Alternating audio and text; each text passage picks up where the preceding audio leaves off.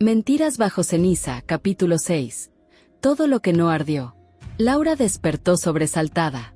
El asiento del copiloto estaba vacío. El vidrio seguía sobre el tablero, pero Mauro, no. La estación abandonada seguía allí, quieta, como si nada hubiera pasado. Corrió hacia la entrada. No había fuego. No había símbolos. Solo silencio. El altar que Mauro había señalado era apenas una base metálica oxidada, cubierta de polvo y olvido. ¿Mauro? No hubo respuesta. El viento se llevó su voz como si no hubiera peso en ella. Como si esa palabra, su nombre, no tuviera sentido fuera del cuerpo que la nombraba. Laura caminó despacio, cada paso un eco en el concreto. El aire se volvió espeso, denso, como si caminara dentro de un recuerdo mal contado. Algo en ella sabía que Mauro ya no estaba. No físicamente. No del todo. Mauro caminaba, pero no sabía por dónde. El suelo no tenía textura. El aire no tenía temperatura. Era como si estuviera dentro de su propia mente, descompuesta en fragmentos de memoria y ceniza. No había horizonte. No había arriba ni abajo. Solo un gris interminable, una niebla que parecía estar hecha de cosas olvidadas. Voces lo rodeaban. Voces que conocía. Ernesto. Laura. Su madre. Su propio yo de niño. Despierta. No está ahí. Nunca estuvo. Trató de taparse los oídos, pero las voces venían de adentro. No eran sonidos. Eran pensamientos prestados. Susurros que vibraban desde el centro de su pecho. Ecos de todo lo que no dijo. De todo lo que quiso olvidar. De pronto, todo se detuvo. Una figura frente a él. El símbolo grabado en su rostro. Ojos huecos. Cuerpo sin sombra. El entorno se hizo más oscuro, más definido. Como si aquella presencia diera forma al vacío. ¿Qué eres? La figura respondió sin mover los labios. Soy lo que inventaste para no arder. La frase rebotó en su mente como una verdad que ya conocía. Una frase que se había dicho a sí mismo, una y otra vez, sin saberlo. Y entonces, lo entendió. Había partes de su historia que no vivió, pero necesitaba creer. Porque sin ellas, el vacío sería peor. Porque a veces, la ficción duele menos que lo que realmente pasó.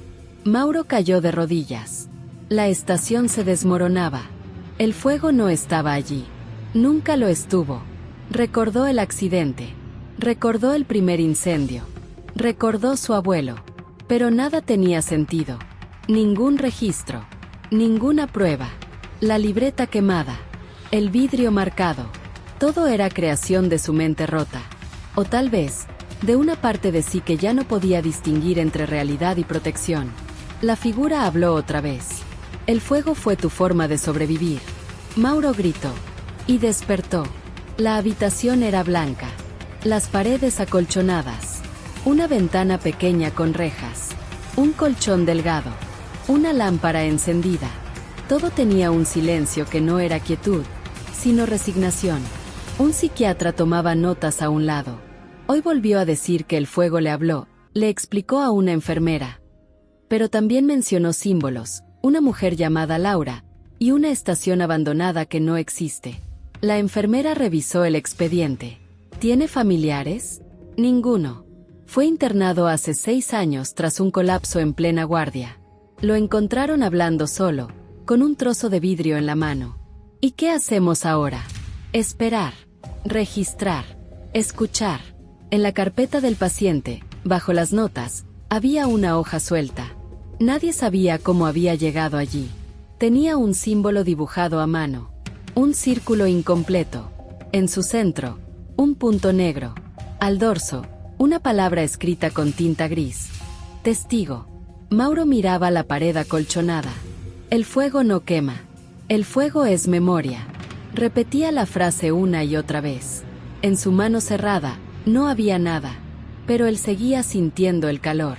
Porque, en su mente, la estación seguía encendida. Laura existía. El símbolo lo protegía.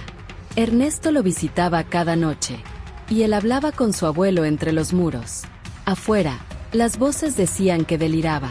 Pero él sabía otra cosa. Sabía que el fuego no se había ido.